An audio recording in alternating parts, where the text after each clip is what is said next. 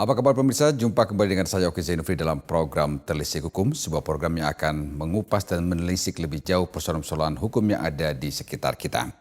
Namun sebelum kita membahas lebih jauh dengan narasumber kita kali ini, kita ikuti dulu tayangan berikut ini. Kisah pilu kematian tragis artis Korea Go Hara yang meninggal pada akhir tahun lalu ternyata tidak berhenti pada keputusan untuk mengakhiri hidupnya sendiri.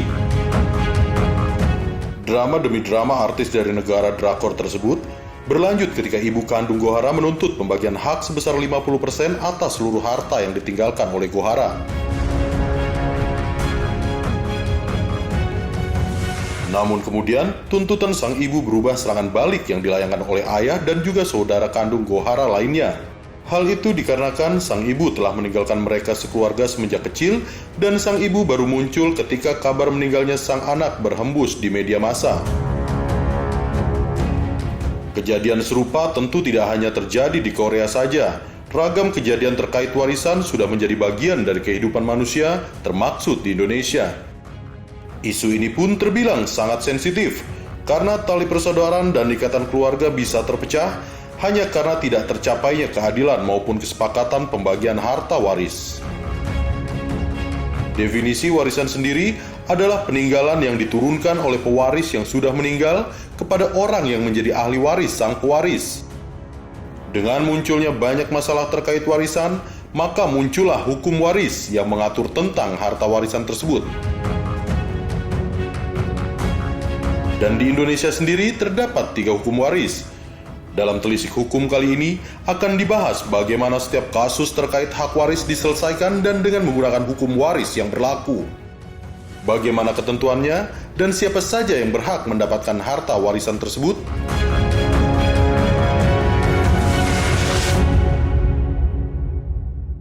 Terima kasih Anda masih bersama kami dalam Telisik Hukum. Kali ini Telisik Hukum akan mengajak Anda untuk sama-sama kita mencoba mengedukasi, mencoba membuka perspektif baru dan melebarkan wawasan Anda tentang hukum positif di Indonesia dalam persoalan hak waris. Yang paling menarik adalah apakah kita sebagai orang-orang, sebagai manusia yang memiliki hak waris tersebut mengerti esensi dari hak waris itu sendiri. Untuk membahasnya saat ini di studio telah hadir seorang praktisi hukum, Mbak Rima Baskoro, sarjana hukum yang juga seorang wakil sekjen dari Komite Advokat Muda Indonesia. Selamat malam Mbak Rima. Selamat malam Bang Oki. Tadi kita lihat tayangan tadi betapa dalam tanda kutip lumayan rumit persoalan hak waris. Karena banyak hal yang ujung-ujungnya adalah personifikasi masing-masing dalam berebut haknya yang belum tentu menjadi haknya. Pertanyaan pertama Mbak Rima, sebenarnya apa sih yang disebut atau dimaksud dengan hak waris itu? Oke, bicara soal hak waris di Indonesia sendiri itu kita berarti bicara tentang subjek hukumnya, tentang objek hukumnya, kapan terjadinya, dan hukum apa yang berlaku gitu ya Pak ya. Jadi subjek dari hukum waris itu sendiri adalah para pihaknya. Ada pewaris dan ada ahli warisnya. Oke, yang diwariskan tuh apa sih? Apa sih yang boleh diwariskan? Tidak semua barang boleh diwariskan. Gitu. Yang boleh diwariskan hanyalah barang yang merupakan hak milik dari si pewaris. Gitu. Dan bukan cuman barang atau harta saja. Hutang pun masuk dalam warisan. Ini yang kadang orang lupa. Orang ngehnya cuman orang pahamnya hanya harta aja. Padahal di situ ada tanggung jawab pewaris yang mungkin belum selesai. Itu pun harus ditanggung oleh mereka yang mau menerima warisan. Nah ini menarik, kalau bicara mengenai, sebelum kita lanjutkan keterangannya, saya potong sedikit mengenai apa yang bisa dibagi dalam perusahaan waris ini. Tadi ada harta benda yang memang dimiliki oleh si pewaris dan juga hutang bahkan. Lalu bagaimana bila si pewaris ini memiliki hak waris sebelumnya yang belum selesai dibagi, apakah itu menjadi tetap bagian dari ahli waris si pewaris? Kalau bicara masalah hak waris yang belum selesai, kami menyarankannya biasanya coba dibawa ke pengadilan.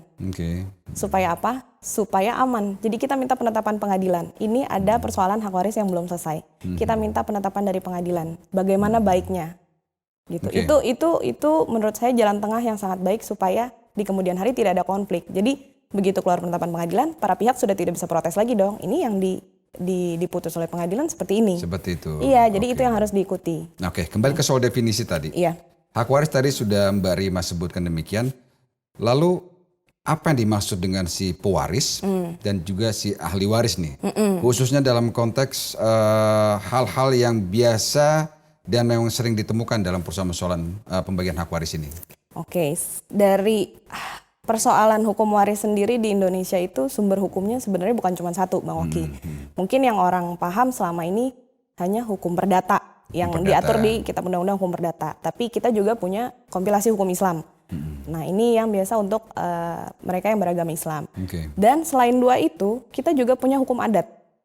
Hukum waris adat itu diakui, Bang Oki. Jadi tidak hanya tunduk pada dua hukum perdata maupun hukum Islam.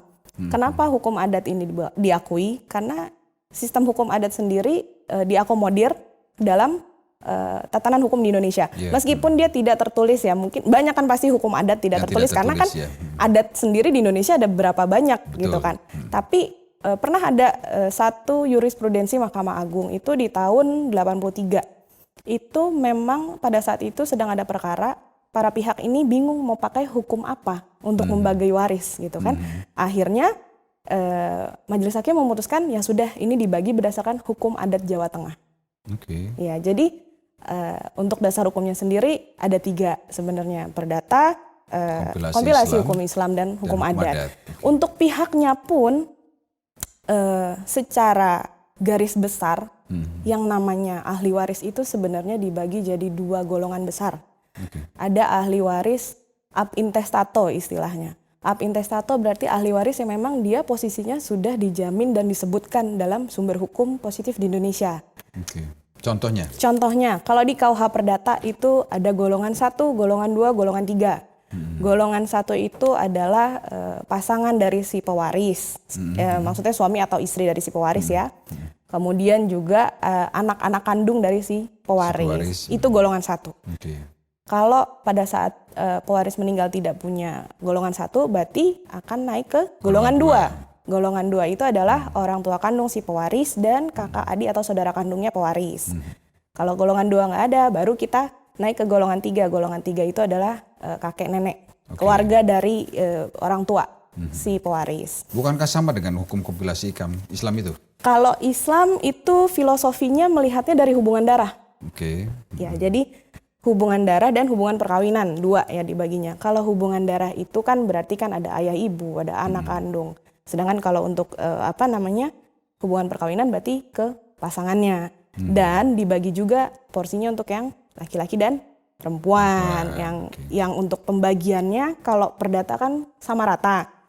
Kalau di kompilasi hukum Islam ini beda. Laki-laki dapat lebih besar. Gitu ya? Laki-laki itu dapat lebih besar karena filosofinya memang di dalam kompilasi hukum Islam dan di dalam hukum Islam sendiri laki-laki diberi tanggung jawab jauh lebih besar daripada perempuan. Gitu. Kalau dalam hukum adat sendiri pengaturan definisi pewaris itu gimana? Kalau di hukum adat kita melihatnya apakah adat itu ke patrilineal atau matrilineal? Yes, atau matrilineal dan itu berbeda gitu. Kayak misalnya kita bicara yang saya tahu, saya kebetulan orang Jawa kan ya Bang Oki. Jadi kalau untuk di hukum adat Jawa itu ada yang menganut perempuan dan laki-laki sama, tapi ada juga istilah sepikul segendong gitu. Jadi yang laki-laki dapat lebih banyak, yang perempuan dapat lebih sedikit. Oke. Jadi itu tergantung dari definisi dan penafsiran terhadap hukum yang mau dipakai ya? Iya, betul. Oke. Menarik, kita akan bahas lagi nanti di segmen berikutnya. Dan pemirsa Telisik Hukum, tentu saja kami akan segera kembali dengan pembahasan lebih menarik mengenai persoalan hak waris ini. Jangan kemana-mana.